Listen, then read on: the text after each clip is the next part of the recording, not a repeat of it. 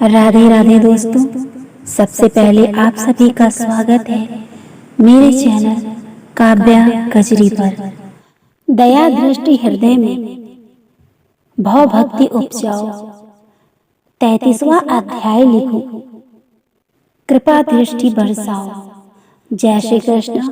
सूत जी ने कहा, इस प्रकार अपनी अत्यंत प्रिय सत्यभामा को यह कथा सुनाकर भगवान श्री कृष्ण संध्योपासना करने के लिए माता के घर में गए। यह कार्तिक मास का व्रत भगवान विष्णु को अति प्रिय है तथा भक्ति प्रदान करने वाला है। रात्रि जागरण, प्रातः काल का स्नान, तुलसी वट, सिंचन, उद्यापन और दीपदान, ये 5 कर्म भगवान विष्णु को प्रसन्न करने वाले हैं, इसीलिए इनका पालन अवश्य करना चाहिए। ऋषि बोले, भगवान विष्णु को प्रिय, अधिक फल की प्राप्ति कराने वाले, शरीर के प्रत्येक अंग को प्रसन्न करने वाले कार्तिक महात्म आपने हमें बताया। यह मोक्ष की कामना करने वालों अथवा भोग की इच्छा रखने वाले मनुष्यों को ये व्रत अवश्य करना चाहिए। इसके अतिरिक्त हम आपसे एक बात पूछना चाहते हैं।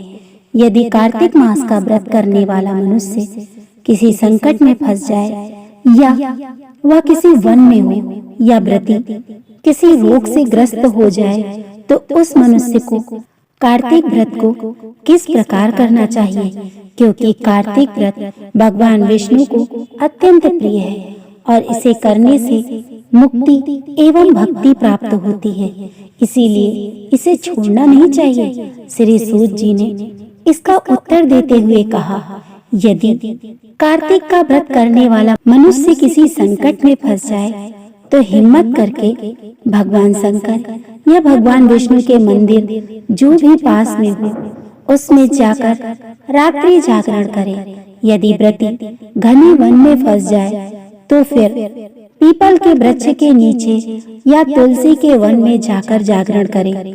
भगवान विष्णु की प्रतिमा के सामने बैठकर विष्णु जी का कीर्तन करे। ऐसा करने से सहस्त्रों गायों के दान के समान फल की प्राप्ति होती है। जो मनुष्य विष्णु जी के कीर्तन में बाजा बजाता है, उसे वाजपेयी यज्ञ के समान फल की प्राप्ति होती है। और हरि कीर्तन में नृत्य करने वाले मनुष्य को सभी तीर्थों में स्नान करने का फल प्राप्त होता है।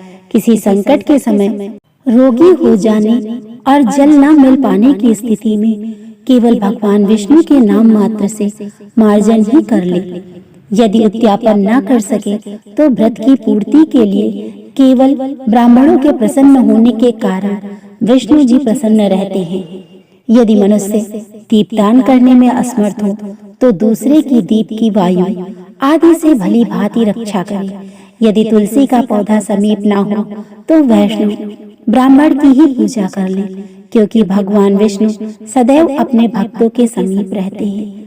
इन सब के न होने पर कार्तिक का व्रत करने वाला मनुष्य ब्राह्मण, गौ, पीपल और वट वृक्ष की श्रद्धा पूर्वक सेवा करे। सौनक आदि ऋषि बोले, आपने गौ तथा ब्राह्मणों के समान पीपल और वट वृक्षों को बताया है, और सभी वृक्षों में पीपल तथा वट वृक्ष को ही श्रेष्ठ कहा गया है। इसका कारण बताइए। सूत जी बोले, पीपल भगवान विष्णु का और वट भगवान शंकर का स्वरूप है। पलाश ब्रह्मा जी के अंश से उत्पन्न हुआ है। जो कार्तिक मास में उसके पत्तल में भोजन करता है, वह भगवान विष्णु के लोक में जाता है।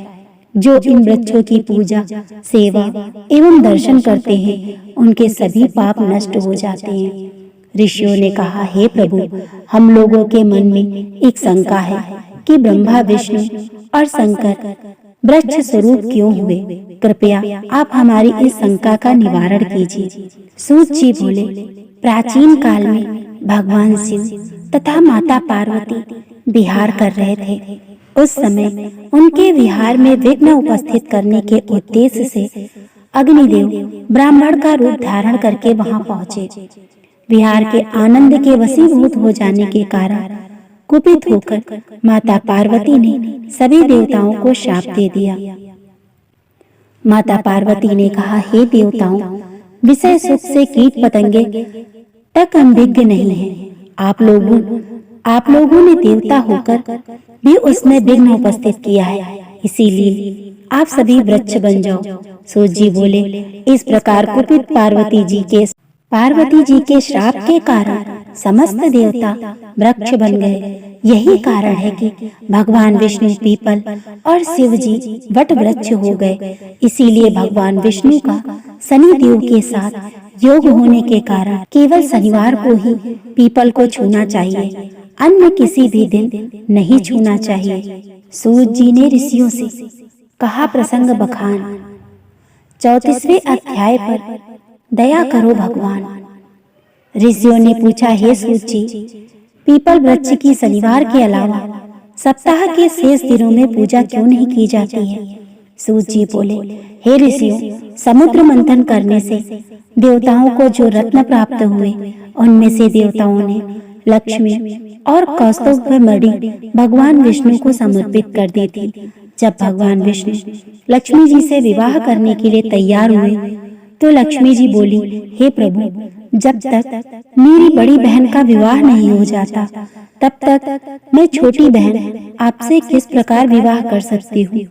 इसीलिए आप पहले मेरी बड़ी बहन का विवाह करा दें, उसके बाद आप मुझसे विवाह कीजिए। यही नियम है जो प्राचीन काल से चला आ रहा है।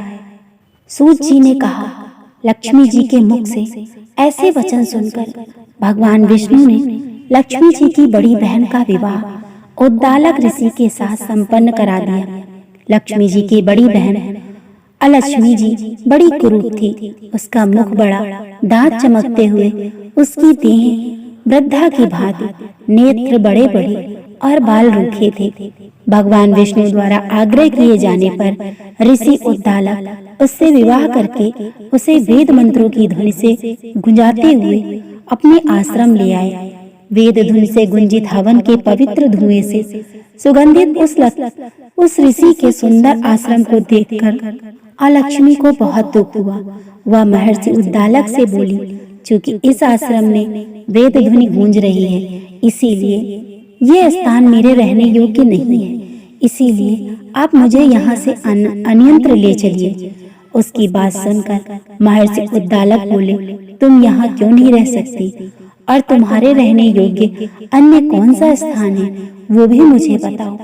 अलक्ष्मी बोली, जिस स्थान पर वेद की ध्वनि होती है, अतिथियों का आदर सत्कार किया जाता है, यज्ञ आदि होते हैं, ऐसे स्थान पर मैं नहीं रह सकती। जिस स्थान पति पत्नी आपस में प्रेम से रहते हो, पितरों के निमित्त यज्ञ होते हो, देवताओं की पूजा होती हो, उस स्थान पर मैं नहीं रह सकती। जिस स्थान पर वेदों की ध्वनि न हो, अतिथियों का आदर सत्कार न होता हो, यज्ञ न होते हो, पति पत्नी आपस में क्लेश करते हो, पूज्य वृद्धों, सत्पुरुषों तथा मित्रों का अनादर होता हो, जहाँ दुराचारी, चोर, पर स्त्रीगामी मनुष्य निवास करते हो, जिस स्थान पर गायों की हत्या की जाती हो, मद्यपान, ब्रह्म हत्या आदि पाप होते हो, ऐसे स्थानों पर मैं प्रसन्नता पूर्वक निवास करती हूँ। सूत जी बोले, अलक्ष्मी के मुख से इस प्रकार के वचन सुनकर उद्दालक का मन खिन्न हो गया। वो इस बात को सुनकर मौन हो गए। थोड़ी देर बाद वे बोले, ठीक है, मैं तुम्हारे लिए ऐसा स्थान ढूंढ दूंगा। जब तक मैं तुम्हारे लिए ऐसा स्थान ना ढूंढ लूं, तब तक तुम इसी पीपल के नीचे चुपचाप बैठी रहना। महर्षि उद्दालक उसे पीपल के वृक्ष के नीचे बैठाकर उसके रहने योग्य स्थान की खोज में निकल पड़े। परंतु जब बहुत समय तक प्रतीक्षा करने पर भी वे वापस नहीं लौटे तो अलक्ष्मी विलाप करने लगी। जब बैकुंठ में बैठी लक्ष्मी जी ने अपनी बहन अलक्ष्मी का विलाप सुना तो वे व्याकुल हो गई। वे दुखी होकर भगवान विष्णु से बोले, हे प्रभु, मेरी बड़ी बहन पति द्वारा त्यागे जाने पर अत्यंत दुखी है। यदि मैं आपकी प्रिय पत्नी हूँ तो आप उसे आश्वासन देने के लिए उसके पास चलिए। लक्ष्मी जी की प्रार्थना पर भगवान विष्णु लक्ष्मी जी सहित उस पीपल के वृक्ष के पास गए जहाँ अलक्ष्मी बैठकर विलाप कर रही थी। उसको आश्वासन देते हुए भगवान विष्णु बोले, हे अलक्ष्मी, तुम इस पीपल के वृक्ष की जड़ में सदैव के लिए निवास करो, क्योंकि इसकी उत्पत्ति मेरे ही अंश से हुई और इसमें सदैव मेरा ही निवास रहता है। प्रत्येक वर्ष गृहस्थ लोग तुम्हारी पूजा करेंगे और उन्हीं के घर में तुम्हारी छोटी बहन का वास होगा। स्त्रियों को तुम्हारी पूजा विभिन्न उपहारों से करनी चाहिए। मनुष्यों को पुष्प, धूप, दीप, गंध आदि से तुम्हारी पूजा करनी चाहिए, तभी तुम्हारी छोटी बहन लक्ष्मी उन पर प्रसन्न होगी। सूत जी बोले, ऋषियों, मैंने आपको भगवान श्री कृष्ण, सत्यभामा तथा प्रथु नारद का संवाद सुना दिया है, जिसे सुनने से ही मनुष्य के समस्त पापों का नाश हो जाता है, अंत में वैकुंठ को प्राप्त करता है। यदि अब भी आप लोग कुछ पूछना चाहते हैं तो अवश्य पूछिए, मैं उसे अवश्य कहूँगा। सूत जी के वचन सुनकर शौनक आदि ऋषि थोड़ी देर तक प्रसन्नचित्त वहीं बैठे रहे। तत्पश्चात वे लोग बद्री नारायण जी के दर्शन हेतु चल दिए। जो मनुष्य इस कथा को सुनता या सुनाता है, उसे इस संसार में समस्त सुख प्राप्त होते हैं। ये तो थी 33वें और 34 कार्तिक महात्म अध्याय की कथा।